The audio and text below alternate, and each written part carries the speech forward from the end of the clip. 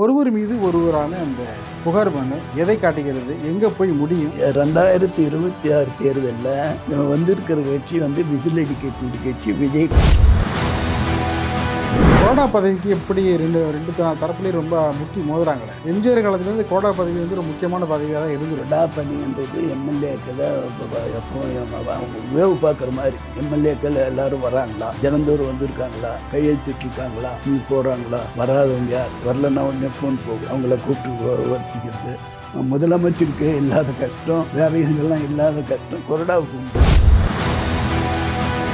ஆட்சி தலைவராக வரல, எதிர்கட்சி தலைவராக வரல, என்ன வெங்காயத்துக்கு எந்த கட்சி நடத்த போகிற, கட்சி நடத்துறதுக்கு என்ன பேசேஜ்? சாராயமா திமுக, குட்கா இது கஞ்சாவா திமுக, இப்படி ஏதாவது கொள்ளை நடக்குதா அதுவும் போட்டி போடுறாங்க. நீ கதை சொல்லிட்டு இருக்கீங்க. கதையே சொல்லலைங்க. இவ்வளோ பெரிய விஷயங்கள் இருந்த இடத்துல தன்னை யாராலும் நீக்க முடியாது, தன்னை யாராலும் கீழே இறக்க முடியாது, எந்த ரூட் வந்தாலும் அந்த ரூட்டில் திருப்பி அடிப்போம், எல்லாமும் என் கைவசம் இருக்கிறது என்று எண்ணிக்கொண்டிருந்த ஸ்டாலின் அவர்கள் நம்முடைய பாரதம் இதிகாசத்தில் வர ஒரு நரசிம்ம அவதாரம் மாதிரி விஜய் வரார். நரசிம்ம அவதாரம் வரார். நரகாசுரன் என்கின்ற திராவிட முன்னேற்ற கழகத்தை அல்லது ஸ்டாலினை விஜய் என்கிற தமிழக வெற்றி கழகம் காலி செய்திருக்கிறது. இது உலக வரலாறு. நீதிபதி சட்டத்தின்படி பார்த்து இந்த சட்டத்தின்படி இந்த குற்றம் இருக்குது அப்படின்னு சொல்லணும். அந்த சட்டத்தையே தவறானவங்க ஏற்கனவே பொதுக்குழு சேர்ப்பு நடத்தினா நீதிமன்றத்தை சப்மிட் பண்ணியிருக்காரு. அது பண்ணிட்டோம். இதுக்கு பண்ணிட்டோம்.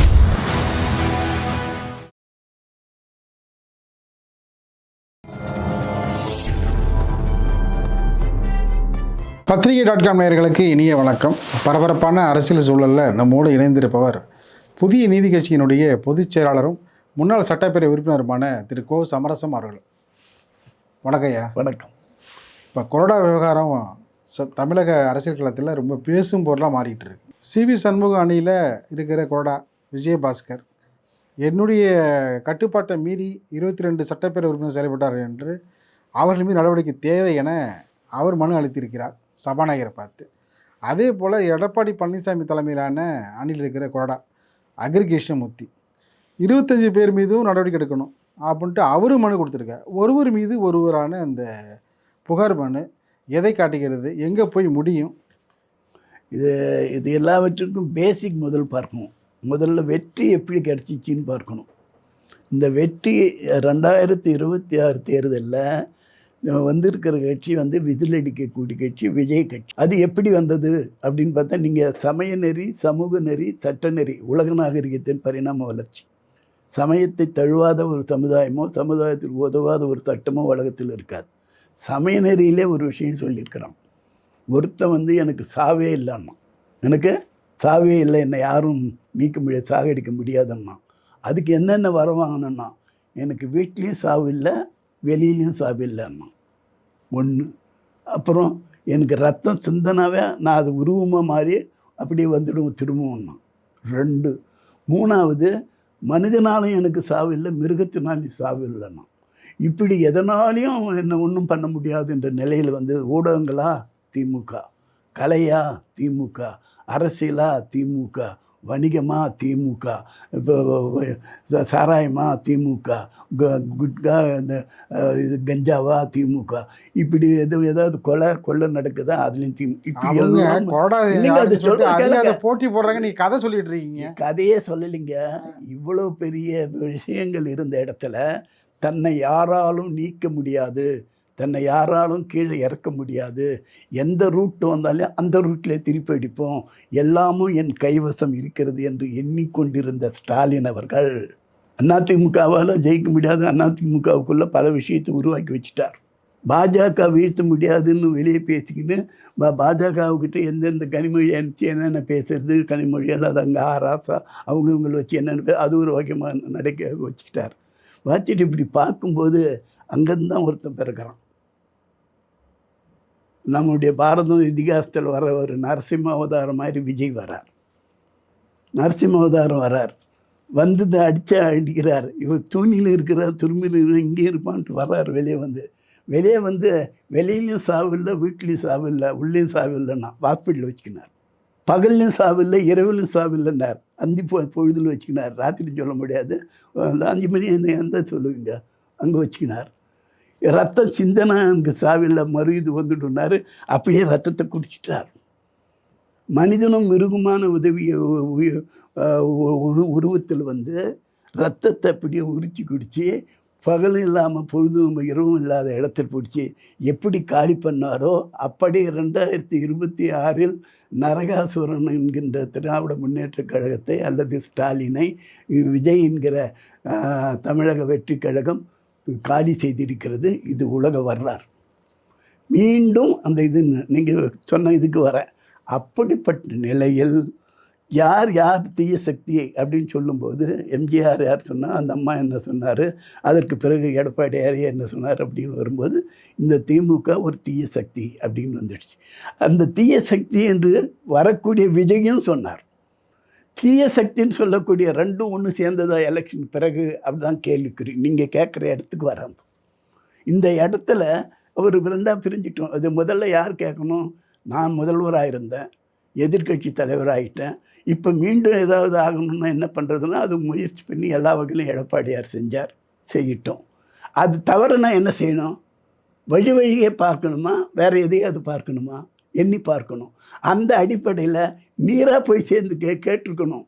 உங்களுக்கு 108 சீட்டு வந்துடுச்சு, உனக்கு நான் ஆதரவு கொடுக்குறேன், நீயும் எம்ஜிஆர் ரசிகன், நானும் எம்ஜிஆர் ரசிகன், நீயும் அம்மாவை விரும்புகிறோம், நானும் அம்மாவை விரும்புகிறேன், ஏற்கனவே என் செங்கோட்டை அங்கே வந்து இதுன்னு இருக்கிற அது நீங்கள் சொல்ல தேவையில்லை, நான் உங்களுக்கு வேண்டிய எல்லாம் இதுவும் பண்ணியிருக்கிறார். நம்ம ஆட்சி அமைப்போம், எம்ஜிஆர் ஆட்சியோ விஜய் ஆட்சியோ எதுவானாலும் ஒரே ஆட்சி தான், ஆகிய நாம் அமைப்போம் அப்படின்னு இவராக பேசியிருக்கணும். அதை விட்டுட்டு இவர் இங்கே யாருக்காவது அவங்ககிட்ட யார்கிட்டயாவது பேச போனால் அவங்களை நீக்கிறது இவங்களை நீக்கிறதுன்னு இப்படி எடுத்து 2 கொறடாம செய்யாது நிலைக்கும்.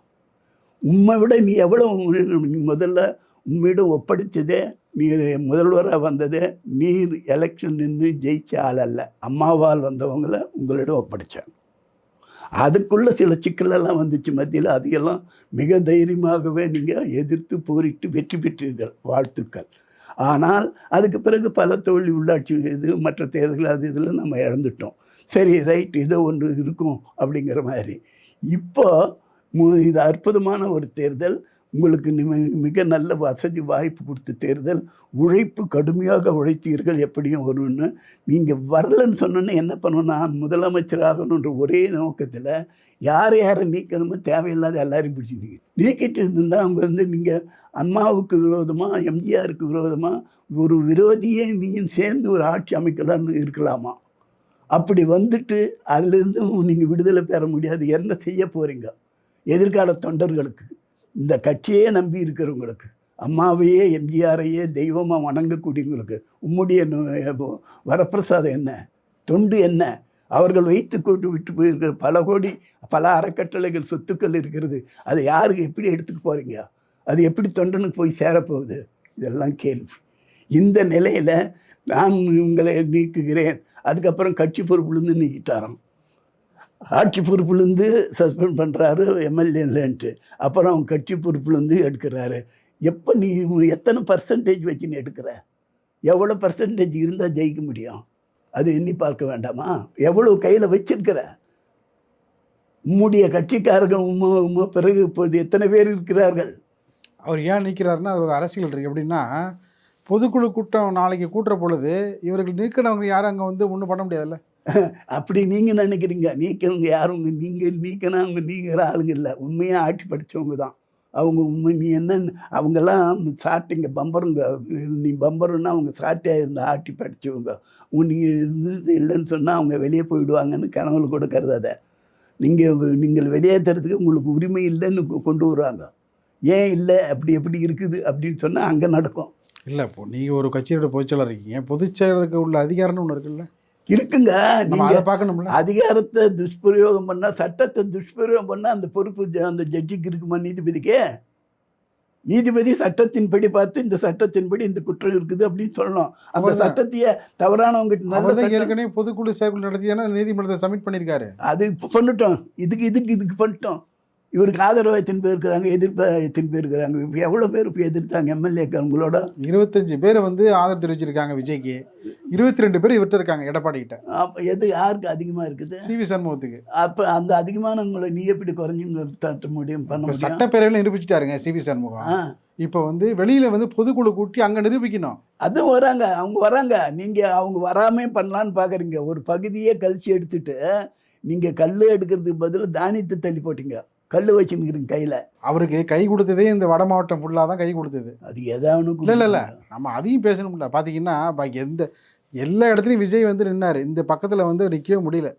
முழுக்க இதுதான் வந்து அதிமுகவுக்கு உயிர் கொடுத்தது. இப்போ அதில் வந்து என்ன பண்ணணும் எது பண்ணணுன்னு அவர் ஒரு முடிவு எடுத்துருக்கணும். அந்த முடிவுலேருந்து மீறி போகிறாரு.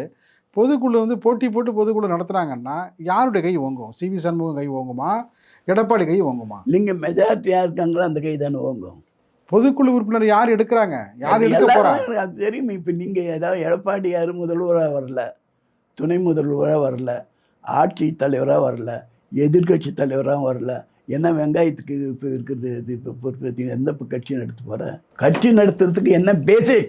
எம்ஜிஆர் எம்ஜிஆருக்கு எதிர்ப்பாக ஆரம்பிக்கிறப்ப ரோல் பண்ணலையா? அதே தான் அவர் பண்ணிட்டு தான் மாட்டிக்கின்னு சாகர வரையும் அப்படியே க்ளோஸ் ஆகிட்டார். அது மேலே வரல. எஸ்டிஎஸ்சி முயற்சி பண்ணார், மறுபடியும் எம்ஜிஆர்டியும் வந்துட்டார். அவங்கெல்லாம் வந்துட்டாங்க, அது வேறு விஷயம். நீங்கள் எவ்வளோ திறமைசாலிகளாக இருந்தாலும், எவ்வளோ வல்லவராக இருந்தாலும், கொஞ்சம் மூளை பழுதாச்சுன்னா ஏமிக்கு ராலியதுன்னா ஒன்றும் உதவாது. இப்போ நீதிமன்றத்தை போகிறப்ப வந்து ரெட்டலை முடக்கப்பட்டா என்னமுன்னா ஆகட்டும் சார், பார்த்துக்கலாம். நமக்குன்னு ஒரு துணிவு வேணும், நமக்குன்னு ஒரு மனசாட்சி வேணும், நமக்குன்னு ஒன்று பாரம்பரியம் இருக்குது, அது வேணும். நாம் அந்த லட்சியத்தை விட்டு, பாரம்பரியத்தை விட்டு, துணி விட்டு கோழைத்தனமாக எனக்கு பதவி வேணும்னு மட்டும் நினச்சிக்கிட்டு கோழைத்தனமாக எதுவும் செய்யக்கூடாது. இப்போ என்ன ஆச்சுன்னா எல்லாரும் சேர்ந்து எடப்பாடி நிற்கணும் அப்படின்னு சொல்லிட்டு அவங்க சொல்கிறாங்க. இல்லை, அவங்க சொல்கிறதல்ல, உங்களுடைய செயல் தான் உமக்கு வந்து படிப்படியாக உயர்ந்திருக்க. நீ சாதாரண விவசாயி, ஒரு ஒன்றிய கலைக்கழக செயலாளர் இருந்தால், ஒன்றிய செயலாளர், மாவட்ட செயலாளர்னா, எம்எல்ஏ ஆன, எம்பி ஆன, இப்போ கடைசியில் ஒரு ஆட்சியை உங்கள் கையில் கொடுத்தாங்க. அந்த ஆட்சி நீயா நின்று நான் தான் முதல்வராக வர போகிறேன்னு எலெக்ஷன் வந்தது. அதுதான் அவரு சொல்கிறாரு, சிவி சண்முகம் அதான் சொல்கிறார். அது அப்படி வருது. வந்த பிற்பாடு அதை எப்படி காப்பாற்றி? நம்ம கையில் தங்கத்தை கொடுத்துருக்குறோம், வைரத்தை கொடுக்குறோன்னா அதை எப்படி காப்பாற்றணும்? அது அப்படி வீசட்டின என்ன பொருள்? ஆகையினால் அதை கட்டி காப்பாற்ற முடியாத காரணத்தினால் பல்வேறு பிரச்சனைகளுக்கு ஆளாவார். அதை கட்சிக்காரர்களே செய்வார்கள், மக்களே செய்வார்கள், எம்ஜிஆர் பக்தர்கள் செய்வார்கள். அத்தனை பேருக்கு எதிரியாக இருக்கின்ற காரணத்தினால் நீங்கள் விரைவில் உங்களுடைய எண்ணத்தை மாற்றி நல்ல வழிக்கு திரும்புங்கள், நாட்டை காப்பாற்றுங்கள், கட்சியை நீங்கள் வளர்ந்த கட்சி பிரச்சனையில் இருக்குது. உங்களுடைய முயற்சி என்ன? உங்களுடைய முயற்சி என்ன சார்? எப்போவுமே நாங்கள் எம்ஜிஆர் பக்தர்கள். நாங்கள் பதவி இருக்குது இல்லைன்றதுக்காக அலையிறவங்கள. நாங்கள் 3 முறை தொடர்ந்து எம்எல்ஏவாக இருந்தவன். என் தொகுதியில் எப்பவும் 2 முறை எவனும் வந்ததில்லை. என்னை விட ரொம்ப சக்தி வாய்ந்தவர்கள், ரொம்ப யோக்கியர்கள், ரொம்ப தியாகிகள் எல்லாம் கூட 2வது முறை போட்டால் போயிடுவாங்க. அப்படிப்பட்ட தொகுதி. அங்கே நிற்க முடியலன்னா இப்போ அந்த தொகுதி விட்டே கூட போயிடுவாங்க. அந்த அளவுக்கு அந்த தொகுதி அவ்வளோ ஒரு கான்ஃபிடன்ட் தொகுதி. ஆகையினால் நாங்கள் எம்ஜிஆர் பக்தர்களாக, மக்களை நேசிக்கக்கூடியவர்களாக, பெரியார் சீடன், அண்ணாவின் தம்பி, எம்ஜிஆரின் பக்தன், அம்மாவின் தொண்டன், பொதுமக்களின் வேலைக்காரன் என்ற தகுதியை நாங்கள் தக்க வைத்து கொண்டிருப்பதால் எப்போ நாங்கள் நின்னாலும் வெற்றி பெறுவோம், வருவோம். கொறடா பதவிக்கு எப்படி ரெண்டு தரப்புலேயும் ரொம்ப முட்டி மோதுறாங்களே. எம்ஜிஆர் காலத்துலேருந்து கொறடா பதவி வந்து ஒரு முக்கியமான பதவியாக தான் இருந்திருக்கு. அப்போ உள்ள காலத்தில் வந்து பார்த்தீங்கன்னா உங்கள் இல்லை அதிமுகவில் பார்த்தீங்கன்னா ரொம்ப முக்கியத்துவம் வாய்ந்த பதவியாக தான் கருதப்பட்டது. அப்போ இருந்து கொறடாக்கள், அதை மணிமாறன், துரை கோவிந்தராஜன், அதுக்கு பின்பு இந்த ஜெயலலிதா காலத்துலேயும் இருந்திருக்காங்க. இப்போ அன்னைக்கு இருந்த செயல்பாடு இன்றைக்குள்ள செயல்பாடு, இந்த கொறடாவுடைய பணிகள் முக்கியமான பணி. கொறடா பணின்றது எம்எல்ஏக்களை எப்பவும் அவங்க வேவு பார்க்குற மாதிரி. எம்எல்ஏக்கள் எல்லோரும் வராங்களா, தினந்தோறும் வந்திருக்காங்களா, கையெழுத்திட்ருக்காங்களா, போகிறாங்களா, வராதவங்க யார், வரலன்னா உடனே ஃபோன் போகும், அவங்கள கூப்பிட்டு வச்சுக்கிறது. என்றைக்கு விவாதம் வருதோ அன்றைய தினம் கொறடாக்கள் எல்லாத்தையும் நின்று எல்லோரும் சேர்த்து வச்சு கையில் பிடிச்சி வச்சுக்கிற மாதிரி, ஒரு உள்ளங்கையில் நெல்லிக்கணின்ற மாதிரி உள்ளங்கையில் எல்லா நம்பரும் கையில் வச்சுனே திரும்புவாங்க. இந்த பேர் வரல, வந்தாரா, அவர் பாரு வந்தாரான்னு சொல்லிட்டு தேடி பார்ப்பாங்க. அது மாதிரி பேசுகிற நேரத்தில் என்ன சப்ஜெக்ட் வருது, யார் பேச வைக்கணும், அதுக்கு தகுந்தவர்கள் யார். ஏன்னா எல்லாம் பேசுகிறேன்னு 10 பேர் கேட்பான், 2 பேர் தான் பேசுறதுக்கு வாய்ப்பு வரும். அந்த 2 பேர் யார், அதுக்கு தகுந்தானோன்னா என்ன சப்ஜெக்ட், அதை பேசுறது எப்படி, அதை எடுத்து செலக்ட் பண்ணி கொடுக்குறது. ஒரு திடீர்னு ஒரு தீர்மானத்தின் மீது வாக்கெடுப்பு வரும். அந்த வாக்கெடுப்பு வந்தால் எல்லாரும் அங்கே இருக்கணும், இல்லைன்னா போயிடும். இருக்கிறதுல போச்சுனாக்கா ஒரே ஓட்டு கூட கவர்மெண்ட்டே போயிடும்.